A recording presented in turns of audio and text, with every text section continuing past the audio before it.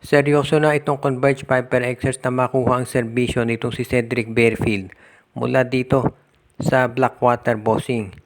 Nakita na natin na nag-i-struggle talaga itong Blackwater dito sa PBA ngayon at maraming naniniwala na hindi na masaya dyan si Cedric Barefield. Siyempre, sino ba namang player ang magiging masaya kung yung team mo palagi natatambakan at hindi ka nananalo? Itong ang huling game, 5 points lang ang na-shoot ni Barefield.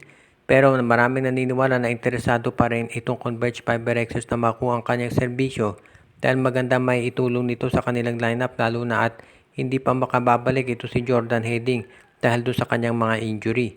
Kaya nga sa ngayon marami nagsasabi talaga na itong si Cedric Barefield kapag yan napunta dito sa lineup nitong Converge HyperXers sigurado na magiging isa sila doon sa mga top contending teams dito sa Philippine Cup.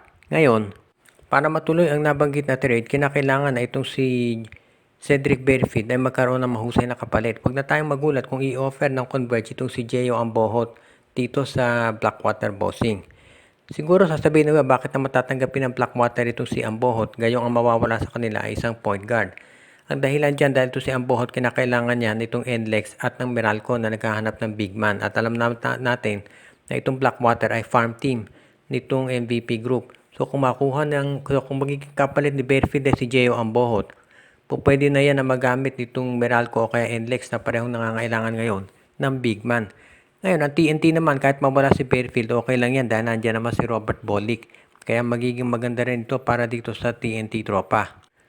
Kung sakali nga na matuloy ang nabanggit na trade, sigurado na magiging maganda to para dito sa TNT tropa at sarado para dito sa Converge. Kaya siguradong puspusan na ang magiging usapan dyan.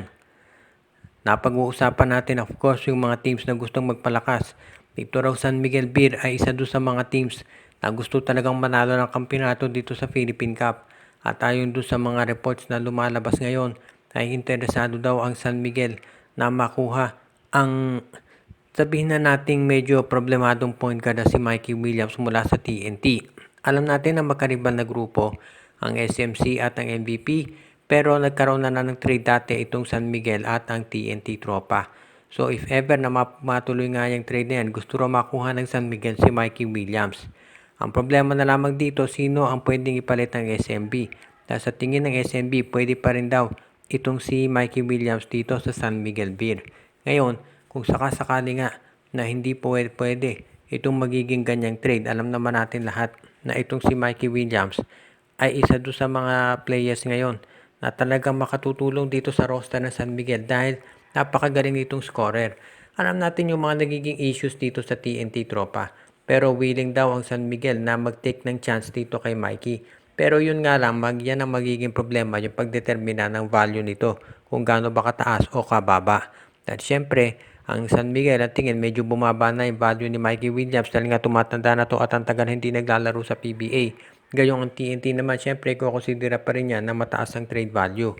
Pero if ever magkaroon ng kasunduan ng dalawa, sigurado na kukunin ng San Miguel ito si Mikey Williams dahil naghahanap sila ng isa pang scorer na magagamit. At if ever daw nagawin niya ng San Miguel, masasabi natin na ang lakas ng backcourt nila kung meron kang Wamit Yongson at meron ka pang Mikey Williams dyan na may dadagdag dito sa iyong roster. At yan ang dahilan kung bakit ngayon itong San Miguel ay determinado na magkaroon ng sabihin na nating tsansa na makipag-negotiate sa TNT para makuha nga itong si Mikey Williams.